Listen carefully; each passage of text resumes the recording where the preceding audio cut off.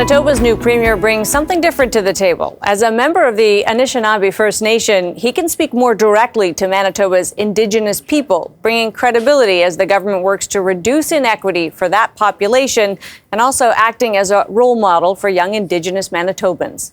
Well, I view myself as having a responsibility to young people in particular. I want to ensure that our team is doing a good job and we're delivering results for people here in Manitoba so that that young Indigenous person can feel pride and know that the road to an office such as mine or to success in the business world or in the arts or in the creative sectors, that's open to them. But I also want the young non-Indigenous person to feel good about Manitoba, to feel like Manitoba is something that the rest of Canada is looking at right now as a source of pride, as a source of positivity.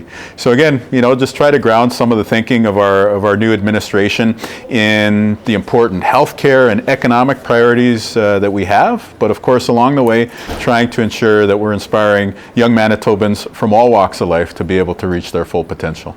Yeah, of course, you're a premier for every Manitoban. Every Manitoban would be aware that one of the sources of opportunity for the province, but also, of course, one of the deficits today is the gap between outcomes for Indigenous Manitobans and non-Indigenous. It is a problem, but it could be, of course, a place of growth, fast-growing young population. What can you do in a term or two to shift the story on something that's been generations old?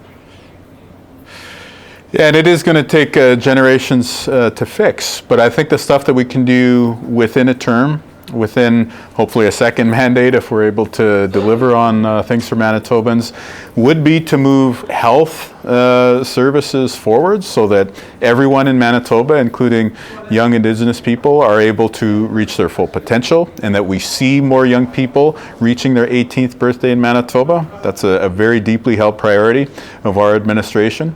And then on the economic side, we have this vision of not only having a strong diversified economy, but also having the entire supply chain for a zero emissions manufacturing hub here in Manitoba. I think there's a ton of opportunity to do workforce development, to ensure that there's capital opportunities for Indigenous investment, and really at the end of the day to bring prosperity. Prosperity for Indigenous Manitobans and prosperity for all Manitobans. I know when you make it clear you're focused on your job as Premier of your province, you will though be important emblematically to Indigenous youth all over this country and possibly also part of a process of reconciliation that's well underway. What role do you think you'll play in that, if I can ask you that? Well, I would just say that I think the number one thing is to do a good job.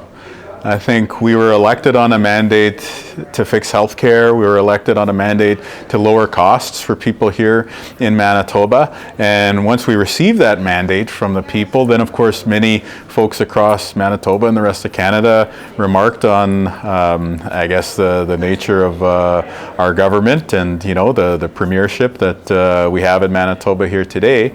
But I think the next step is not for us to focus on ourselves, but for us to focus on you, to focus on the average Manitoban, the average Canadian. And if we do a good job, if we deliver on our priorities, if we take a balanced approach and grow the economy, then I think that is the path towards us ensuring that young person anywhere in Manitoba, anywhere in Canada, will feel that this has been a positive contribution to our country's political landscape. And of course, a major positive contribution would be moving to a better place for healthcare. Again, this is not unique to your province. Every province is struggling with finding more services in a very costly system. What will your approach be? The first step is retention. I'm sure that as with every other province and territory in Canada, a big part of our solution is going to be training future workers. It's going to be about recruiting folks from other jurisdictions, meaning like international medical graduates, internationally educated nurses, and so on. But the first step right now is we have a leaky ship. There are a lot of people leaving the front lines of our healthcare system, and so the first step has to be plugging the hole in the bottom of the boat. And the way that we do that is by improving culture, improving working conditions for people on the front lines and sending a message that we are going to ensure that we hold ourselves accountable and the other folks who administer the healthcare bureaucracy in Manitoba accountable to ensure that we're focused on the patient and focused on the person at the bedside caring for them. So there's tons of stuff we want to do in healthcare in the future, but the first step has to be retention so that our future staffing initiatives, HR initiatives, will be able to build on a solid foundation and not just be contributing to more people leaving the front lines. Still ahead, relations between the provinces and the federal government can sometimes seem strained. The role the Premier of Manitoba thinks his province can play. Stay with us.